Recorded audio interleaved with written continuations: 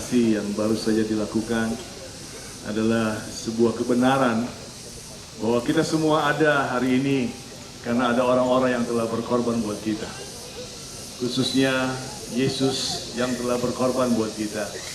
Dia telah meninggalkan kemuliaannya, dia telah mengosongkan dirinya, dan dia mengambil rupa hamba. Bahkan dia taat sampai mati di atas kayu salib.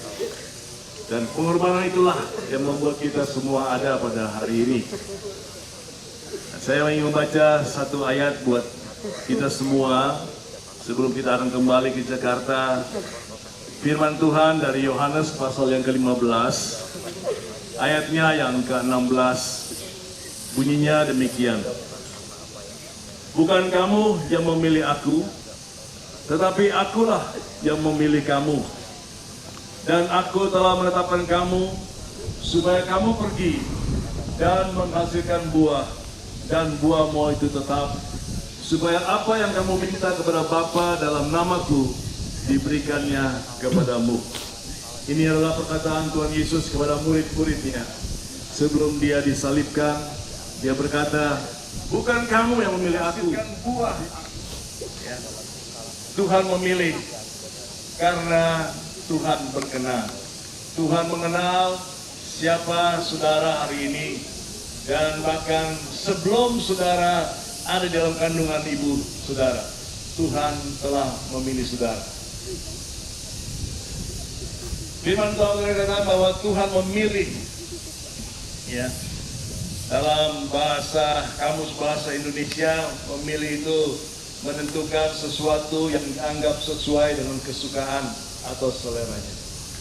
Coba direnungkan, hari ini di dunia ini ada kurang lebih 7 miliar manusia hari ini. Pertanyaannya, kenapa saya yang dipilih Tuhan? Apakah saya lebih baik dari yang lain? Apakah saya lebih benar dari yang lain?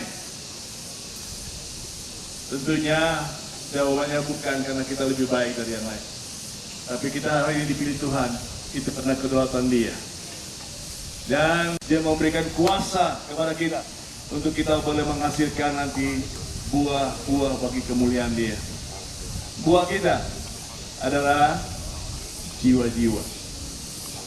Menghasilkan buah artinya kita memuridkan, ya, jiwa-jiwa yang kita layani nanti di kelas-kelas, ya, di hari Minggu ataupun juga di dalam hari-hari pertemuan komsel.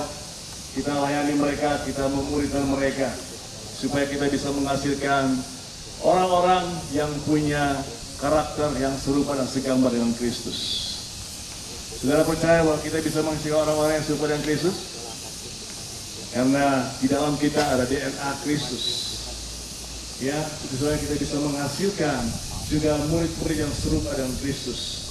Tentunya bukan kekuatan kita, tapi Roh Kudus yang ada dalam diri kita lain akan menghasilkan kuasanya untuk melahirkan jiwa-jiwa yang serupa dan segambar dengan Kristus. Kalau kita mau menuai, maka kita juga akan menuai jiwa-jiwa anak-anak binaan yang juga serupa dan segambar dengan Kristus. Ya, hari ini sebentar sebelum kita kembali ke Jakarta, kita akan berdoa lagi. Ya, nanti saya minta bapak-bapak, ibu-ibu dari Korlas bisa ikut mendoakan. Kita akan mengutus saudara untuk kembali ke Jakarta untuk melakukan apa yang Tuhan sudah tetapkan buat saudara. Dan sebagai ayat yang terakhir,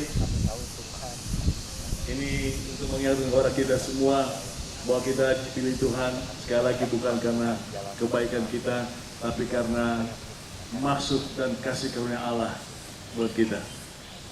Dalam Lukas pasal 17 ayat yang ke-10, firman Tuhan berkata demikian.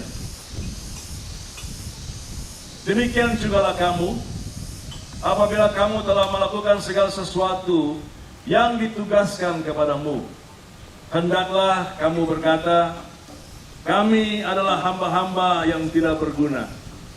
Kami hanya melakukan apa yang kami harus lakukan. Apa artinya ayat ini buat kita, Pak? Saudara sekalian, kita ini hanya hamba. kita hanya dilayakkan oleh Tuhan untuk melakukan pekerjaannya yang mulia di zaman akhir ini. Sehingga kalau ada orang-orang yang boleh mengenal hidup kita, itulah yang membuat orang-orang juga berubah mau menjadi pengikut Kristus. Nah, mari kita akan sama-sama berdoa. Ada satu nyanyian, kita nyanyi secara akapela. Mungkin Katian akan menolong kita untuk menyanyikan lagu ini. Berikan hidup ini sebagai persembahan yang berkenan padamu. Ku persembahkan hidupku kepadamu Tuhan, untuk kemuliaan-Mu. Ku berikan hidup ini sebagai persembahan yang berkenan padamu. Tuhan, nyatakanlah apa yang Engkau kehendaki siang ini sampai selamanya.